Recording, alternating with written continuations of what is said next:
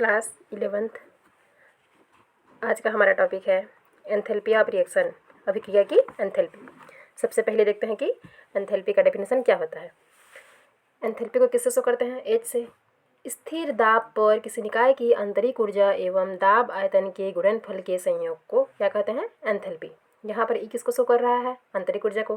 P हमारा बाह्य दाब, पी हमारा आयतन, और एच किसको शो कर रहा है? एंथैल्पी। तो स्थिर दाब पर किसी निकाय की आंतरिक ऊर्जा एवं दाब आयतन के गुणनफल के योग को क्या कहते हैं? एंथैल्पी। ई आंतरिक ऊर्जा, पी बाह्य दाब, भी निकाय का आयतन, एच एंथैल्पी। ठीक, एंथैल्पी किसे कहते हैं समझ में आ गया। अब नेक्स्ट है एंथैल्पी ऑफ रिएक्शन। रिएक्शन की एंथैल्पी ऑफ रिएक्शन, रिएक्शन की एंथैल्पी देखेंगे। तो संतुलित रासायनिक समीकरण द्वारा प्रदर्शित एंथैल्पी में परिवर्तन अभिक्रिया की एंथैल्पी होती है। अगर किसी अभिक्रिया को हम यहाँ पर संतुलित करते हैं, किसी रासायनिक समीकरण को, तो उसमें जो जितनी उसकी मतलब उसमें जो ऊष्मा निकलती है, तो इस अभिक्रिया में कुछ ना कुछ ऊष्मा निकलेगी जिसको हम लोग इसकी एंथैल्पी में परिवर्तन को बता रहे हैं। तो यहाँ पर कितनी ऊष्मा निकली देखो यहाँ कितना है? 94,000। तो 94,000 किलो कैलोरी। ठीक है, तो 94,000 कैलोरी की ऊष्मा यहाँ पर निकली। तो अगर ये माइनस में है, ठीक है, तो इसको इधर लाएंगे तो कितना होगा? अगर ये सबसे पहले ये प्लस में तो निकली, लेकिन अगर इस 94,000 को हम लोग इधर पक्षांतर करेंगे तो इसका मान क्या में आएगा? माइनस में। तो इतनी मतलब ये तो हमें प्राप्त हुई है 94,000, लेकिन वो निकाय से निकल रही है, तो इसमें क्या होगा? ये ऊष्माक्षेपी प्रक्रम होगा। ये निकाय से तो निकल रही है ना हमारी, ये जो इस क्रिया के बनने से जो यहाँ पर ऊष्मा निकल रही है वो, तो ये क्या हो जाएगा? ऊष्माक्षेपी प्रक्रम। अगर निकाय पर अवशोषित होती तो उसको क्या बोलते हैं? ऊष्माशोषी क्रिया, है ना। तो इसमें 94,000 कैलोरी की ऊष्मा उत्सर्जित हो रही है। कहाँ से? इस निकाय से, जिसमें ये कार्बन और कार्बन सॉलिड फेज में और ऑक्सीजन गैस के फेज में जब इन दोनों के बीच में क्रिया करवा है तो क्या बना है हमारा? Carbon dioxide. ठीक अब नेक्स्ट है एंथैल्पी ऑफ रिएक्शन या heat of reaction. Enthalpy of reaction को और क्या नामों से जाना जाता है? Heat of reaction. ध्यान देना, इस नाम से भी आ जाता है तो कंफ्यूज होता है, तो दोनों नाम को अच्छे से समझ लेना। दोनों का मतलब एक ही है। हीट मतलब ऊष्मा, एंथैल्पी जिसको हीट को एंथैल्पी भी बोल सकते हैं। अब यहाँ पर हम लोग देखते हैं कि एक रिएक्शन लेते हैं। माना कि एक रिएक्शन, आर हमारा रिएक्टेंट, पी हमारा प्रोडक्ट। तो इसमें एंथैल्पी परिवर्तन क्या होगा? डेल एच क्या है? डेल एच यहाँ पर heat change of this reaction, यहाँ पर ऊष्मा में चेंज को बता रहा है। डेल तो परिवर्तन को बताता है, जानते हो, और एच किसको शो करता है? एंथैल्पी या हीट। तो इसका फार्मूला क्या हो जाता है? H P minus H R. P यहाँ पर क्या है? प्रोडक्ट मतलब एंथैल्पी के लिए प्रोडक्ट माइनस एंथैल्पी रिएक्टेंट। आ गया समझ में? यहाँ पर एक अभिक्रिया करवा रहे हैं जो रिएक्टेंट से प्रोडक्ट की ओर प्राप्त हो रही है। तो आर यहाँ पर क्या हो जाएगा? रिएक्टेंट, अभिक्रिया, ये अभिकारक, और पी हमारा प्रोडक्ट, उत्पाद। रिएक्टेंट को क्या बोलते हैं? अभिकारक, और पी प्रोडक्ट को उत्पाद। तो इसमें इसकी डेलेज में क्या परिवर्तन हो रहा है? तो हम किसी अवस्था फलन को कैसे जानते हैं? अंतिम पद से प्राथमिक। तो यहाँ पर ये हमारा अंतिम पद है, ये प्राथमिक पद। ठीक है, मतलब प्रोडक्ट से रिएक्टेंट की ओर। अब देखते हैं कि किसी भी अभिक्रिया में ऊष्माक्षेपी प्रक्रम कब होगा और ऊष्माशोषी प्रक्रम कब होगा। ऊष्माक्षेपी के प्रक्रम कब होता है?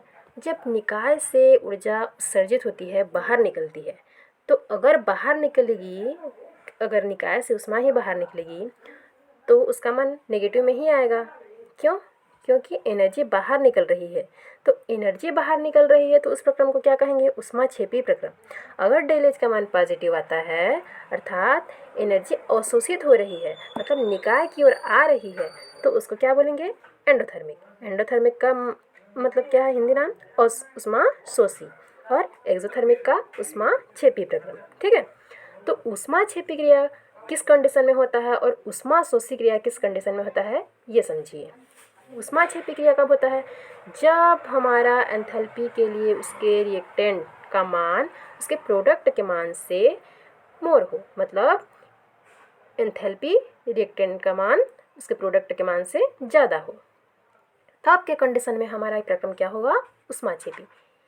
और अगर ऊष्माशोषी क्रिया कब होगा? एंडोथर्मिक क्रिया कब होगा? जब हमारा एंथैल्पी के लिए प्रोडक्ट का मान एंथैल्पी के लिए रिएक्टेंट के मान से ज़्यादा हो, तब हमारा प्रक्रम क्या होगा? ऊष्माशोषी। देखो मैं दोनों को ग्राफ के द्वारा दर्शाई हूँ यहाँ पर। इससे अगर इस फार्मूले से समझना है तो इस डायग्राम को देख के आप लोग समझ जाओगे। ठीक, diagram number 1, diagram number 2। First है एक्सोथर्मिक रिएक्शन, किसके लिए? ऊष्माक्षेपी के लिए। तो इसमें क्या देख रहे हैं? अगर रिएक्टेंट का मान प्रोडक्ट से अधिक हो, यहाँ पर देखो ये क्या है? रिएक्टेंट, यहाँ से क्रिया हो रही है और प्रोडक्ट में चेंज हो रही है। माना कोई रिएक्टेंट अभिक्रिया कर रही है और प्रोडक्ट में चेंज हो रही है। ये हमारा एनर्जी को शो कर रहा है इधर, कौन? वाई अक्ष, और एक्स अक्ष फेज ऑफ रिएक्शन। ये जो रिएक्शन हो रहा है ना, आर एन का मतलब इसको रिएक्शन, इसका हाफ नाम ऐसे लिखते हैं। ठीक, आगे आप लोग बड़े क्लास में जाओगे तो रिएक्शन को ना लिखकर ऐसे ही लिख सकोगे। ठीक है, तो यहाँ पर रिएक्टेंट से प्रोडक्ट की ओर जा रही है, अभिकारक से उत्पाद बन रही है, तो यहाँ पर रिएक्टेंट का मान प्रोडक्ट से अधिक है ना इधर, और ये कम हो रही है, तो इस प्रक्रम को क्या कहेंगे? ऊष्माक्षेपी क्रिया। और अगर अब देखते हैं नेक्स्ट ग्राफ, इसमें क्या है? ई एनर्जी, वाई अक्ष, एक्स अक्ष में फेज ऑफ रिएक्शन। ठीक है, तो इसमें देखो क्या कह रहा है? अगर प्रोडक्ट का मान रिएक्टेंट से मोर हो, तो यहाँ पर प्रोडक्ट का मान रिएक्टेंट से कम है, सॉरी प्रोडक्ट का मान रिएक्टेंट से अधिक है, और ये रिएक्टेंट का मान प्रोडक्ट से क्या है? कम है, और प्रोडक्ट का मान रिएक्टेंट से अधिक है, तो इस प्रक्रम को क्या आप कहेंगे? ऊष्माशोषी प्रक्रम। ठीक है, अब ये दोनों ग्राफ समझ में आ गया कि जब हमारा किसी भी क्रिया में अगर रिएक्टेंट का मान प्रोडक्ट से अधिक हो तो उस प्रक्रम को ऊष्माक्षेपी प्रक्रम कहेंगे, और अगर हमारा रिएक्टेंट का मान प्रोडक्ट से कम हो, अगर ऊष्माक्षेपी प्रक्रम में रिएक्टेंट का मान प्रोडक्ट से अधिक हो तो ऊष्माक्षेपी प्रक्रम, अगर रिएक्टेंट का मान प्रोडक्ट से कम हो तो ऊष्माशोषी प्रक्रम। आ गया दोनों ग्राफ समझ में?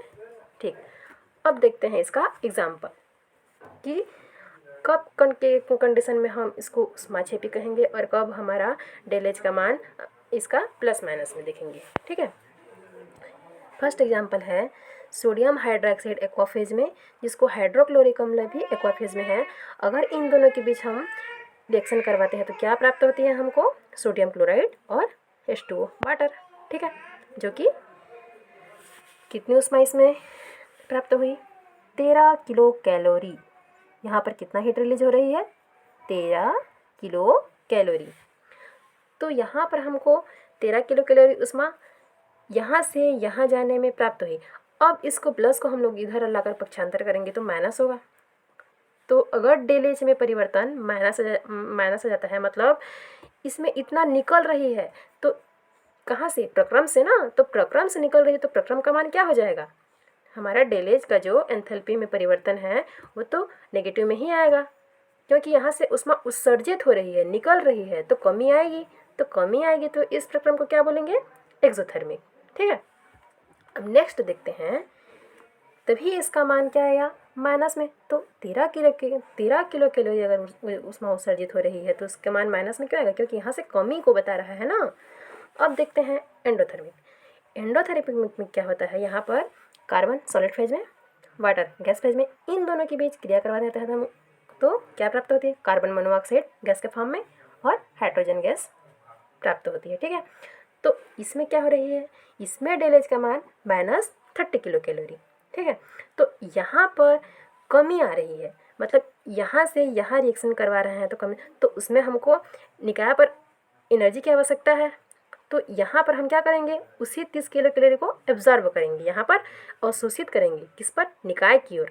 तो यहाँ पर अवशोषित हो रही है ऊष्मा, निकाय से तो बाहर नहीं जा रही है, निकाय पर आ रही है ना। तो आ रही है तो निकाय पर आ रही है तो उसका मान क्या में आ जाएगा? पॉजिटिव में। तो इसके लिए डेल एच का मान क्या आ जाएगा, एंथैल्पी में परिवर्तन 30 किलो कैलोरी। और अगर ऊष्माक्षेपी प्रक्रम होता है तो यहाँ पर क्या होगा, -13 किलो कैलोरी। आ गया समझ में? अर्थात 30 हटाने पर एंडोथर्मिक हो रहा है यहाँ पर, कहाँ पर, यहाँ 30 निकल रही है, मतलब 30 किलो कैलोरी रिएक्टेंट ले रहा है। क्या करने के लिए, अपने निकाय में उसकी भरपाई करने के लिए। तो इसके लिए डेल एच का मान क्या हो जाएगा, पॉजिटिव। तो इस प्रकार यहाँ हम देख लिए कि अभिक्रिया की एंथैल्पी क्या होती है। एक बार और बता दे रही हूँ। अभिक्रिया की एंथैल्पी के लिए पहले डेफिनेशन समझ गया। अब रिएक्शन कैसा होता है, किस प्रकार होता है, किस प्रकार हम संतुलित करते हैं, ये देख लिए। अब रिएक्शन की एंथैल्पी के समझने के लिए एक एग्जाम्पल से समझाई हूँ।